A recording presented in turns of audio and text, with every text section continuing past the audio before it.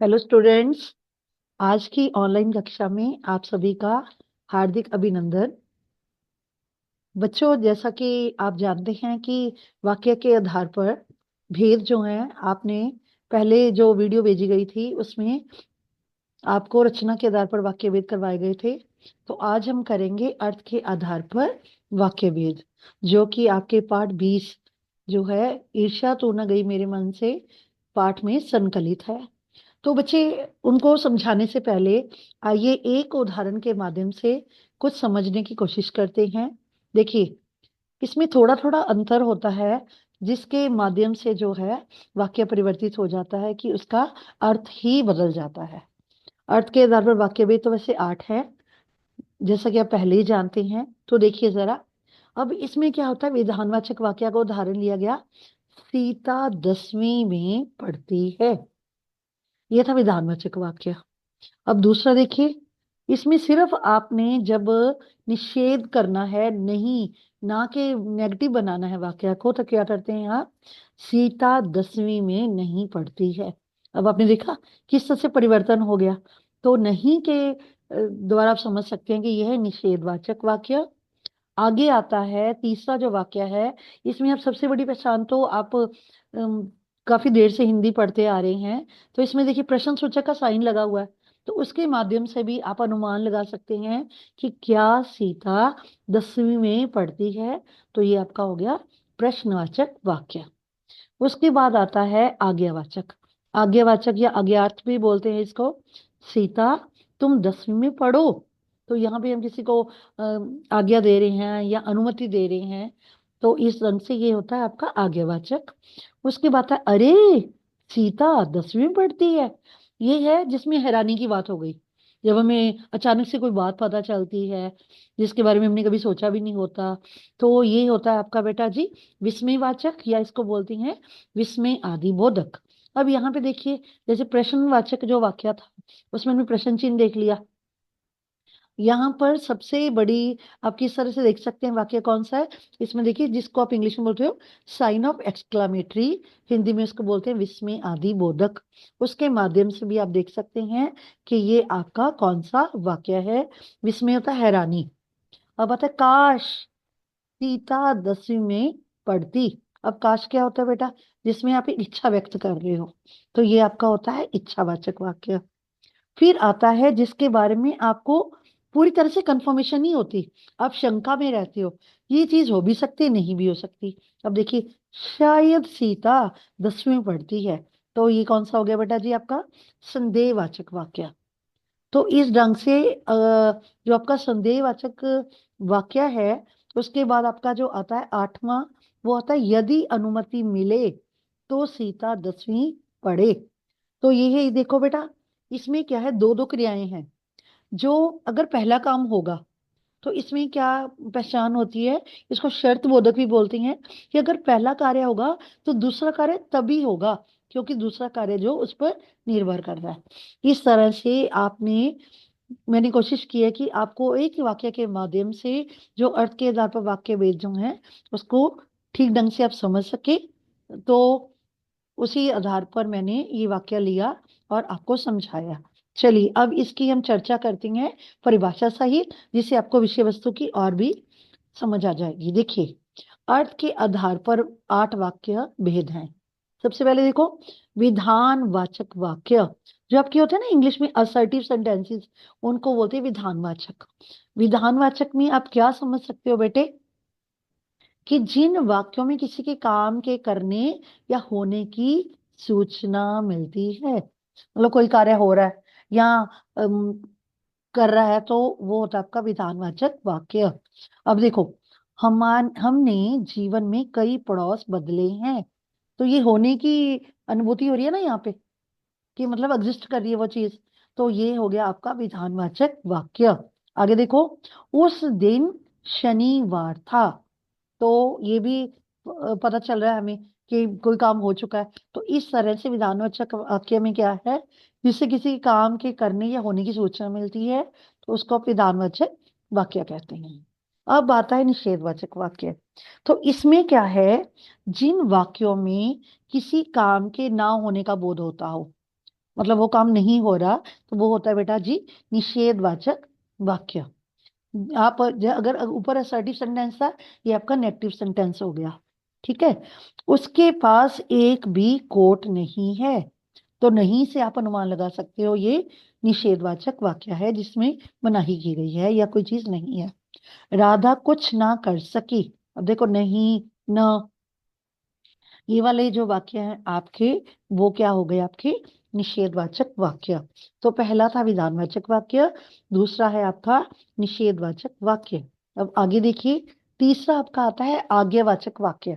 आज्ञावाचक क्या होता है? जिसको आप ऑर्डर कह सकते हो। ठीक है। और ये देखो, जिन वाक्यों से आज्ञा या अनुमति देने का बोध हो, मतलब किसी से अनुमति हमने किसी को देनी है, जैसे मैं कहती हूँ अंदर आ जाओ, बाहर खेलो, तो इसके माध्यम से ये होते हैं आज्ञावाचक या आज्ञार्थक वाक्य भी इसको बोलते हैं। अब देखो उसके बाद आता है बेटा प्रश्न सूचक वाक्य। प्रश्न सूचक वाक्य क्या है? जैसे मैंने आपको पहले भी बताया कि जिन वाक्यों में प्रश्न पूछा जाए, इसमें कुछ भी हो सकता है बेटा। तुम कहाँ जा रहे हो? क्यों? तुमने सारे आम खा लिए। इसके बाद अगला देखिए, और उदाहरण कि इस तरह से ये प्रश्नवाचक वाक्य था, जिसमें कि प्रश्न सूचक के माध्यम से ही, चिन्ह से ही आप अनुमान लगा लो कि वो प्रश्नवाचक वाक्य है। अब बात है आपका विस्मय आदि बोधक वाक्य।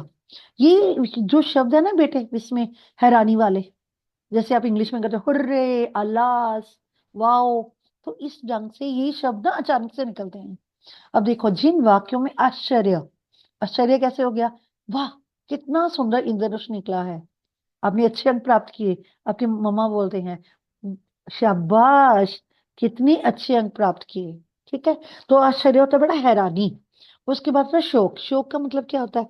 जैसे मैं बोलती हूँ हाय बेचारी बुढ़िया का जवान पुत्र मारा गया, जिसमें हम दुख व्यक्त करते हैं। हर्ष होता है खुशी, आहा, मजा आ गया। तो घृणा क्या होता है बेटा? नफरत। ठीक है। छी छी, कितने गंदे कपड़े पहने हैं। तो इस रंग से जिन वाक्यों में आश्चर्य, शोक, हर्ष, घृणा का भाव प्रकट होता है, तो वो होते हैं आपके विस्मय आदि बोधक। तो इसमें बेटा ये देख लीजिए आप कि विस्मय का चिन्ह लगा हुआ है अरे के बाद भी और हाय के बाद भी। उसके बाद आता है आपका इच्छा बोधक वाक्य। इच्छा बोधक वाक्य क्या होता है? जिसमें हम अपनी क्या करते हैं, अपनी जो मन में भाव होती हैं उसको प्रकट करते हैं। देखिए, जिन वाक्यों में इच्छा, शुभ कामना, आशीर्वाद का भाव प्रकट हो, जैसे देखो, इच्छा क्या होती है? Would that I were prime minister, काश मैं प्रधानमंत्री होती। ठीक है। शुभ कामना क्या होती है? आपका जन्मदिन होता है, आपके अध्यापक, आपके माता पिता सब कहते हैं मे यू लिव लॉन्ग। ठीक है, आप दीर्घायु हो। तो ये होती है इच्छा सूचक। आशीर्वाद का भाव प्रकट हो। अब देखिए, नव वर्ष मंगलमय हो। अभी जैसे देखो, हाल ही में नया साल कल शुरू हुआ था, तो ये होता है आपका कि हम सभी के लिए कहते हैं कि नया साल सबको मुबारकबाद हो, सबके लिए शुभ हो, मंगलमय हो। काश हम चांद की सैर करते। ये एक इच्छा है कि हम चांद की सैर करते। अब अगला देखिए, अब आता है बेटा संदेहवाचक वाक्य। संदेह वर्ड से क्लियर हो जाता है, जिसमें आप डाउट बोल सकते हो, शंका बोल सकते हो, पॉसिबिलिटी बोल सकते हो। जिन वाक्यों में काम के होने में संदेह या संभावना का भाव प्रकट हो, मतलब हो भी सकता है और नहीं भी हो सकता, मतलब वो मन में एक भाव पैदा होता है। जैसे बादल घिरा है, बोलते हैं शायद कल वर्षा बारिश हो जाए। फिर से देखिए, शायद कल बारिश हो जाए। उसके बाद एक तो हो सकता है कोई ना आए, ये एक संभावना है ना। उसके देखो, संभवतः वह सुधर जाए, एक कल्पना ही होती है। तो बेटा इस ढंग से ना आपने मन में क्या रखना है? शायद, हो सकता है, संभवतः, लगता है कि आज बारिश होगी। तो इस तरह के वाक्य जो होते हैं वो होते हैं आपके संदेहवाचक, जिसमें श्योर नहीं होता कि काम होगा कि नहीं होगा, एक शंका सी होती है। ठीक है। आगे देखिए, संकेतवाचक या फिर इसको बोलते हैं शर्त बोधक वाक्य। अब क्या है? जिन वाक्यों से किसी काम का होना या ना होना, मतलब काम होगा या नहीं होगा, किसी दूसरे काम के होने पर निर्भर करता है। समझिए पहले देखो, जैसे ये वाक्य, अगर तुम मेहनत करते तो पास हो जाते। और पास कैसे होना है अगर मेहनत करनी है? मतलब कि पास तभी होगा कोई अगर वो मेहनत करेगा। ठीक है जी। मतलब ये कंडीशनल सेंटेंस होती हैं जिसमें दो दो क्रियाएं होती हैं, आधा आधा वाक्य जो है। आगे देखो, यदि तो मेरे घर आओगे, यदि तुम मेरे घर आओगे तभी मैं जाऊंगी। कि अगर कोई, मैं किसी को कह दूं कि अगर तुम मेरे घर आ रहे हो तभी मैं जाऊंगी। ठीक है जी। अब देखिए आगे क्या है बेटे। अब हमने अभ्यास के लिए कुछ वाक्य चुने हैं। देखिए, सूर्य पश्चिम में अस्त होता है। अब ये विधानवाचक वाक्य होगा जिसको असर्टिव सेंटेंस बोलते हैं। आगे देखो, मैं आज नहीं पढ़ूंगा। तो इसमें कौन सा शब्द लग रहा है? जिसपे मतलब कोई काम ना होने का पता लग रहा है? नहीं। तो ये आपका है निषेधवाचक वाक्य। आगे देखो बेटे, वाह, वाह के बाद क्या दिख रहा है? साइन ऑफ एक्सक्लेमेटरी, विस्मयवाचक। कैसा सुंदर दृश्य है। मतलब ये क्या हो गया? विस्मय आदिबोधक भी कह सकते हो या विस्मयवाचक भी कह सकते हो, दोनों एक ही बात है। अब देखो, आप खेलने जा रहे हो, फ्रेंड से पूछो तुम खेलोगे? वो हाँ भी कर सकता, नहीं भी कर सकता। तो ये क्या हो गया आपका? प्रश्न सूचक, पीछे दिख रहा है ना प्रश्न सूचक का साइन। तो ये हो गया आपका प्रश्नवाचक वाक्य। आगे क्या है? वर्षा होती तो फसल अच्छी होती। मतलब अगर बारिश होती है, अब ये देखो दो काम हो गए ना। फसल तभी अच्छी होगी जब बारिश होगी। मतलब काम तभी हो पाएगा, फसल तभी अच्छी होगी जब बारिश होगी। तो ये बेटा कौन सा हो गया? संकेतवाचक वाक्य। आगे देखो छठा, वह शायद आए। शायद के प्रैप्सी में कम है ना। तो ये क्या हो गया फिर आपका? संदेहवाचक वाक्य हो गया। फिर है हो सकता है कोई ना आए। अब ये भी डाउट है ना। तो ये भी आपका हो गया संदेहवाचक वाक्य। फिर क्या है बेटे? अपना अपना काम करो। ये हो गया हमने किसी को आज्ञा दे दी कि सब अपना अपना काम करो। फिर आता है भगवान करे तुम अपनी मंजिल प्राप्त करो। तो ये क्या है? हम इच्छा प्रकट कर रहे हैं कि ईश्वर ऐसा करे। तो ये आपका होता है इच्छा सूचक वाक्य। कितना सुहाना मौसम है। तो ये क्या हो गया बेटा जी? फिर आपका विस्मय वाचक वाक्य, जिसके आपको पीछे साइन ऑफ एक्सक्लेमेटरी भी नजर आ रहा है। तो इस ढंग से बेटा आपने देखा कि अर्थ के आधार पर जो वाक्य भेद हैं क्वाइट इजी, बहुत आसान है। मुझे उम्मीद है कि आपको समझ भी आ गए होंगे। विधानवाचक वाक्य में किसी काम के होने या करने का पता चल गया। ठीक है।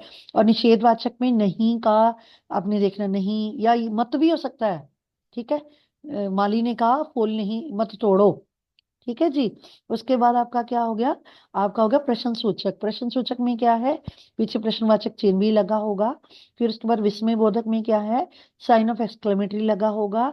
फिर क्या है बेटे आपका? शायद, संभवतः, हो सकता है, लगता है। ये सब आपके होते हैं संदेहवाचक वाक्य। संकेत वाचक में आपका क्या है बेटा? संकेत वाचक में आपके दो दो सेंटेंसेस होंगे जिसमें दूसरा जो वाक्य का हिस्सा होगा वो काम तभी हो पाएगा जबकि पहला होगा। मतलब उस पर निर्भर करता है। इसमें आप कह सकते हो कि दो दो क्रियाएं होती हैं। उसके बाद आपका इच्छा सूचक होता है बेटे, जिसमें हम अपनी इच्छा को व्यक्त करती हैं।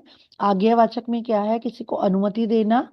तो इस तरह से ये अर्थ के आधार पर 8 तरह के वाक्य भेद होते हैं जो कि आपको परीक्षा में इसके भेद के रूप में पूछ सकते हैं। इसलिए आपसे अनुरोध है कि मुझे उम्मीद है कि आपको एक तो पहली बात समझ आ गया होगा।